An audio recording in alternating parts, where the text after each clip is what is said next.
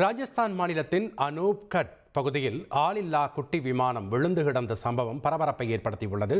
இது குறித்த கூடுதல் தகவலை செய்தியாளர் பாரதி ராஜா வழங்க நாம் கேட்கலாம்.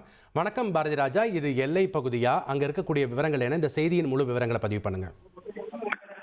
கண்டிப்பாக இந்தியா பாகிஸ்தான் எல்லையில இருக்கிற ராஜஸ்தான் மாநிலத்துல கடந்த 3 தினங்களுக்கு முன்பு வரை ட்ரோன் தாக்குதல் நடந்தது நம்ம எல்லாருக்குமே தெரியும். பாகிஸ்தான் தரப்பு ட்ரோன்கள் இந்தியா மீது தாக்குதல் நடத்த முயன்று அது வானிலையே வீழ்த்தப்பட்டதெல்லாம் தெரியும். அந்த எல்லா ட்ரோன்களுமே பாதுகாப்பு படையினரால், எல்லை பாதுகாப்பு படையினரால், ராணுவத்தினரால் சேகரிக்கப்பட்டு வந்தது குறிப்பிடத்தக்கது.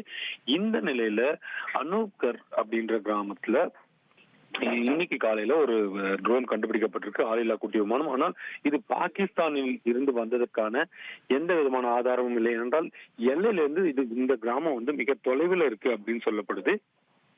அதனால இந்த ட்ரோன் எப்படி வந்தது? இது பாகிஸ்தான் அனுப்பிய ட்ரோனா அல்லது வேறு ஏதேனும் ட்ரோனா? இந்த ட்ரோனின் இயல்பு என்ன, என்ன மாதிரியான வடிவமைப்பு, இதன் பயன்பாடுகள் என்ன என்பதையெல்லாம் தற்போது பாதுகாப்பு படையினர் இந்த ட்ரோனை கைப்பற்றி விசாரணை நடத்திட்டு வராங்க. அது மட்டும் இல்லை, இந்த ட்ரோன் அந்த பகுதியில் இருந்த பகுதி ஒரு வனப்பகுதி என்பதால் அங்கு இந்த ட்ரோனை பார்த்த உடனேயே பொதுமக்கள் ஒரு அச்சத்திற்கு ஆளானார்கள்.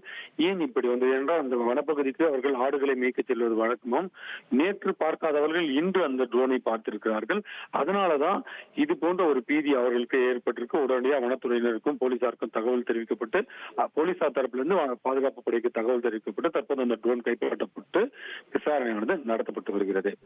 நன்றி பாரதி ராஜா, உங்களுடைய தகவல்களுக்கு. செய்திகளை உடனுக்குடன் தெரிந்து கொள்ள உடனே சப்ஸ்கிரைப் பண்ணுங்க.